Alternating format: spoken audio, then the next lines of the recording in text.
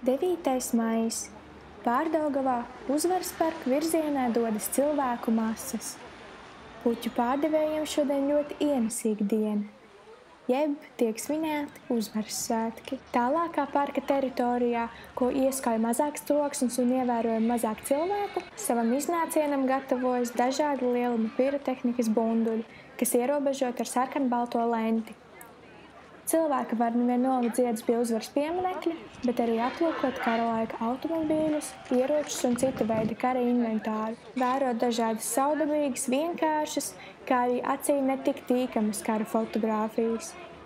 Vairāki pasākumu dalībnieki arī paši ietērpušies armijas formās un parka zālienā pat izveidojuši savu novietu, personīgo teritoriju, kļūstot par dzīviem vēstures attēlotājiem. Parkā sastopam arī vairāki kara veterāni un viņu atvases, kas izdēļojuši savas krūtažas ar bezgalīgi daudz dažāda veida ordeņiem. Nereti pat liekas, ka viņiem no lielā medaļu svara grūti pārvietoties.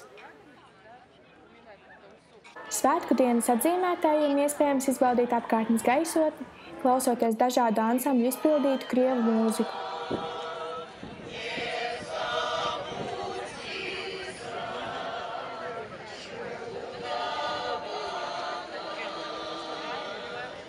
Lielo nepiederības sajūtu nomaina pretīmējošas, pozitīvas un draudzīgas sejas, kā arī pasākumu brīvprātīgie, kas sveic svētkos, izdalot pa 9. maija karodziņam sarkanā krāsā.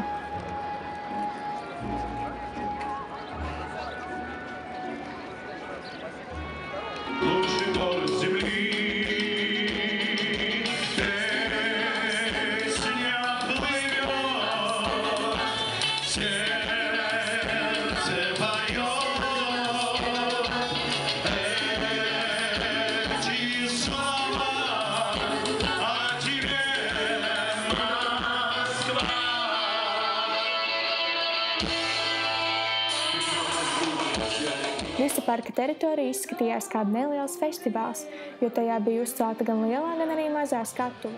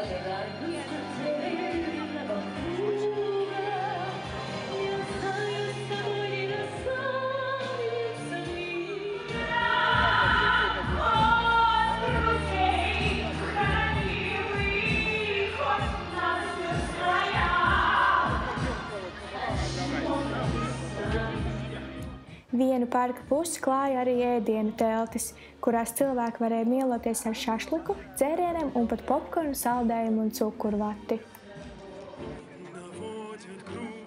Nezinu, vai cilvēki baidījās no maniem jautājumiem, kas sākotnēji tika uzdot latviski, vai arī no manas kameras, bet visi izņemot vienu aizbēga, nepastāstot, ko viņiem īsti nozīmē 9. maijs.